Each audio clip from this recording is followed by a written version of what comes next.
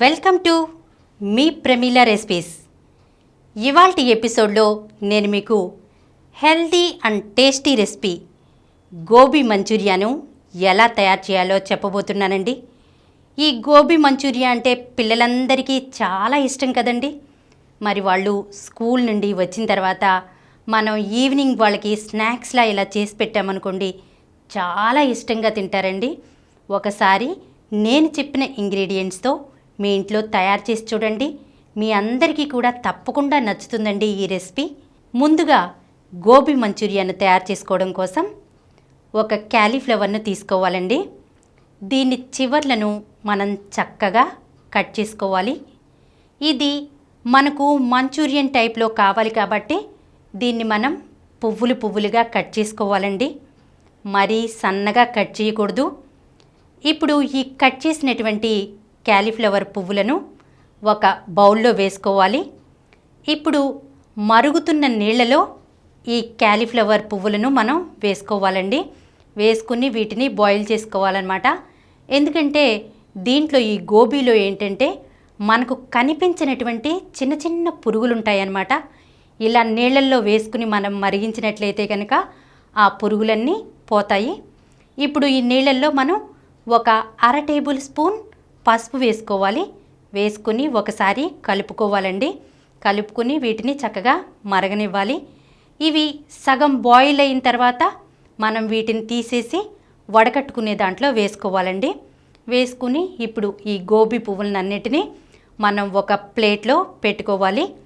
ఇప్పుడు ఒక బౌల్ తీసుకుని అందులో 4 టేబుల్ స్పూన్ల కార్న్ఫ్లోర్, 2 టేబుల్ స్పూన్ల గరం మసాలా, 1/2 టేబుల్ స్పూన్ పసుపు, 1.5 టేబుల్ స్పూన్ కారం, కొద్దిగా మిరియాల పొడి, 2 టేబుల్ స్పూన్ల నూనె, అలాగే కొద్దిగా సన్నగా తరిగినటువంటి కొత్తిమీరను వేసుకుని దీంట్లో కొంచెం వాటర్ని వేసుకుని మనం దీన్ని థిక్ పేస్ట్ లాగా కలుపుకోవాలండి. కలుపుకున్న తర్వాత మనం ఈ గోబీ పువ్వులు ఉన్నాయి కదా, వాటిని దీంట్లో వేసుకోవాలన్నమాట. ఈ థిక్ పేస్ట్లో వేసుకుని ఈ గోబీ పువ్వుల్ని చక్కగా మ్యారినేట్ చేసుకోవాలండి.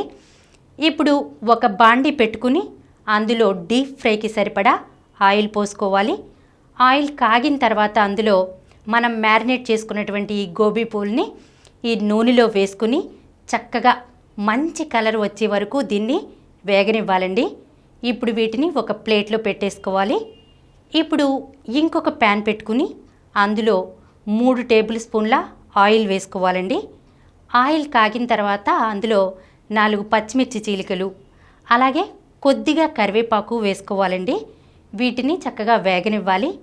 ఇవి వేగిన తర్వాత మనం వేయించి పెట్టుకున్నాం కదండి గోబీ మంచూరియా, ఆ మంచూరియాను ఇందులో వేసుకోవాలి. వేసుకుని చక్కగా అన్నీ కలిసేలాగా కలుపుకోవాలండి. అంతేనండి, ఎంతో క్రిస్పీగా ఎంతో టేస్టీగా ఉండేటువంటి గోబీ మంచూరియా రెడీ అయిపోయినట్లేనండి. చూశారు కదా, దీని ప్రొసీజర్ కూడా ఎంత ఈజీగా ఉందో. మీరు ఈవినింగ్ పిల్లలకు స్నాక్స్లా చేసి పెట్టారంటే కనుక వారు ఇట్టే లాగించేస్తారు. మరి తప్పకుండా ఒకసారి నేను చెప్పినట్లుగా మీరు ట్రై చేసి చూడండి. మీ అందరికీ నచ్చే రెసిపీ అండి ఇది.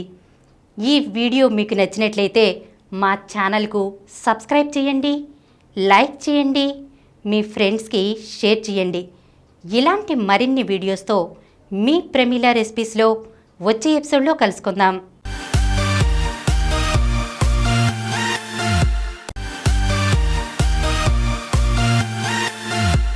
ఈ కార్యక్రమం మీకు ఎంతో నచ్చింది కదా.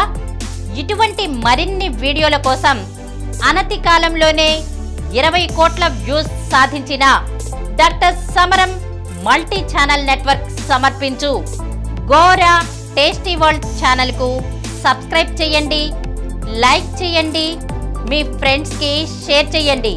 అలాగే ప్రక్కనున్న గంట సింబల్ని ప్రెస్ చేయడం మర్చిపోకండి. Please download Samaram multi-channel app and watch your favorite channels from your mobile. App available on Google Play Store and subscribe to the channels.